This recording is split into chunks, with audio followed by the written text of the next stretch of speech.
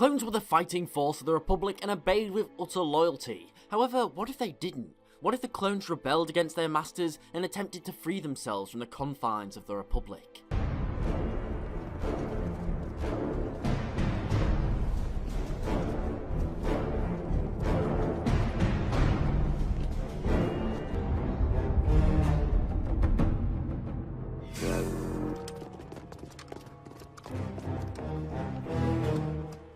General Krell, you're being relieved of duty.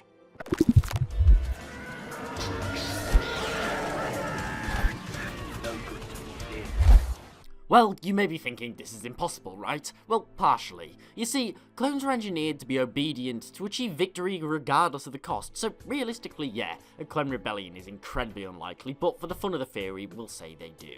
Now, we've seen that clones are capable of disobeying orders. For example, on Umbera, when Jedi Master Pong Krell seems to play a sick game in which his clone legion receives casualties like never before. This leads to the clones rebelling against Krell and eventually arresting and killing him. So, for this theory, we're gonna say that something in the clones just snaps. They begin to believe that dying for the Republic is futile, as they are nothing but slaves to it. This would likely begin on the front lines of the conflict where the fighting is the most severe. Non-clones would be arrested and removed from command. Now, this idea of rebellion would spread, and the idea that more and more clones would decide to join the cause of freedom, although not all of them. It's likely the ranks of the Republic would find themselves in a civil war against one another, with clone loyalists and clone freedom fighters butchering one another. So, the Separatists would of course attempt to capitalise on this, trying to gain ground, but I highly doubt the clones, either Republic or Rebel, would allow this to happen, so we'll say the CIS makes some advancements, but not too much, because realistically the war doesn't really change on them. Their enemies are just two things as opposed to one. So, during the entire Clone Wars, around 6.2 million clones were created and used. So, we'll take a fraction of this, say 2.5 million hardened clone veterans picked from the front lines of the Clone Wars choose to rebel. Now, this doesn't sound too bad. I mean, that's not even the population of most planets. For this reason, I believe the clones would take Kamino, their homeworld, the origin place of their separate species, if you will.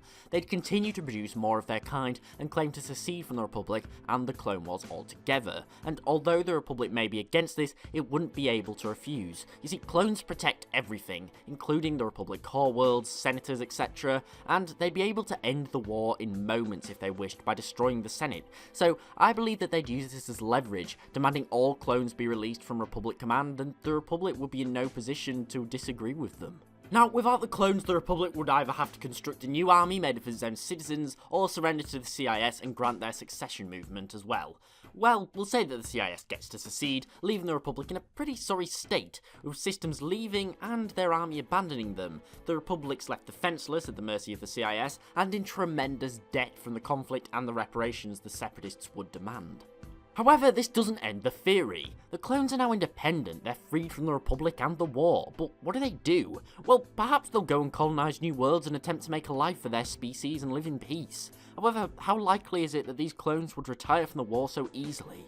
They weren't created to tend crops or work in factories, they were made to fight, and they'd still have an impressive arsenal left over from the Clone Wars: capital ships, fighters, munitions, armour, weapons, and bodies to man them. No, I believe many of these clones would not drop their warlike ways so easily. They'd become crusaders, raiding and pillaging systems to better their own kind that's so wronged by the galaxy. And this would either end in one of two ways, one being eventually they're stopped. I mean, there's a limited amount of them, and if the cloning facilities are destroyed or shut down, it's just a case of whittling down numbers till none remain. I mean, the CIS would definitely be capable of this, they still have a very large standing army.